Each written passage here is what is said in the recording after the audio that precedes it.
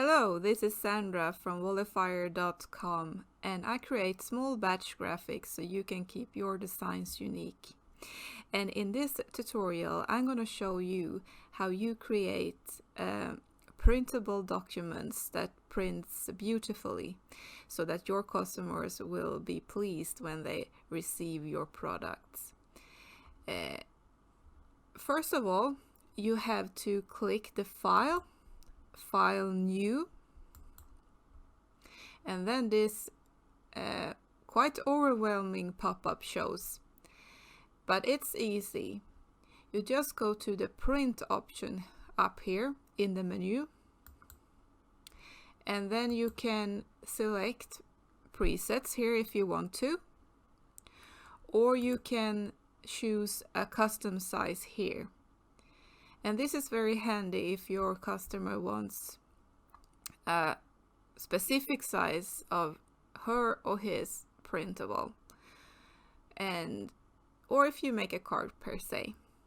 So you can name this document, which always is a good idea, because if you have to run from the computer it's hard to find the files, I promise you. So this is a good habit to get used to.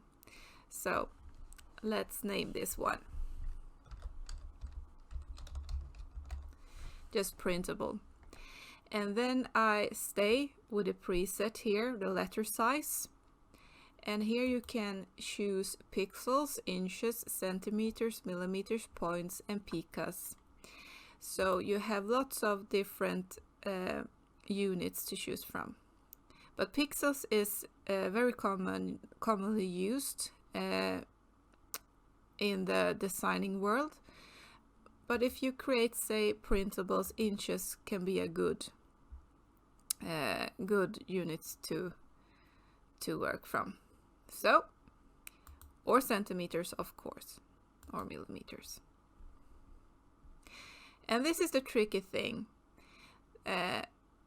Sometimes if you press like this web option by mistake, then this will say 72 pixels per inch. So make sure this is 300 pixels per inch, because this ensures crisp and clear prints.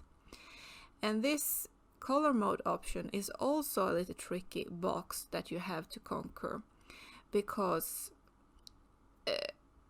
you have to choose the color mode your art print will be printed in. And this is the printer machines that print your artworks in the end have different types of printing techniques.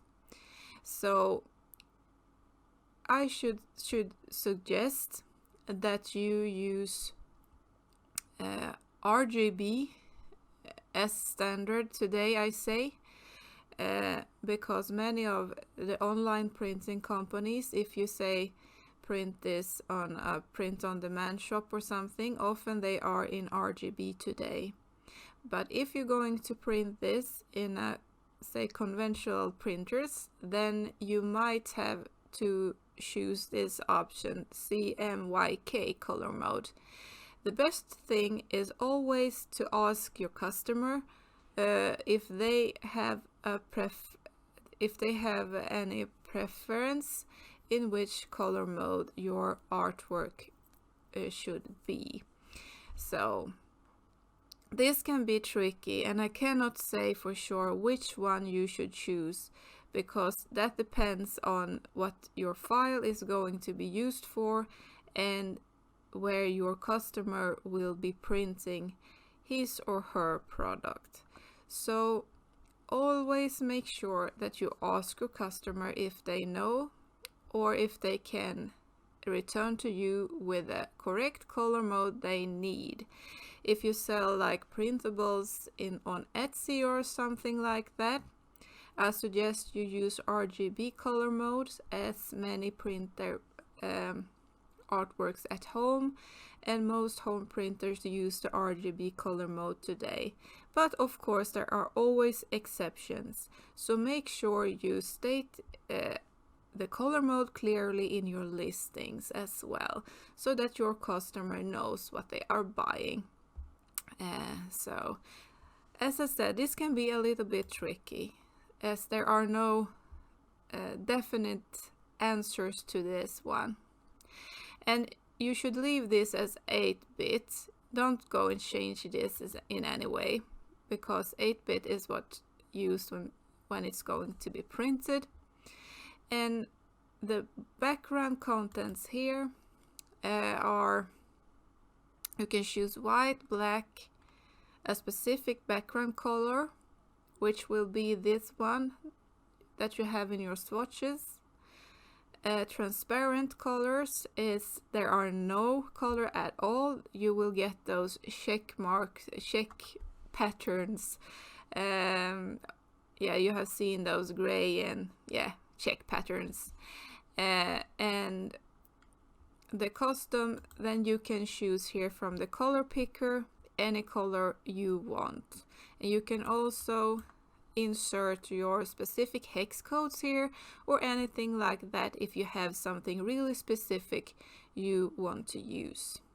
So this is a really quick walkthrough of how to set up a file that will be great for printing and used in printable products. Thank you very much for joining in this tutorial, and I hope it was really helpful for you and that you feel content to create beautiful art with the help of clip arts and other digital graphics. And if you have any questions, please let me know. You can always leave a comment in the comment sections below, and I'm here to help you. And remember to sign up for my newsletter as well. You find a link in the description below. And yeah, I hope this was really helpful, and see you soon. Bye bye.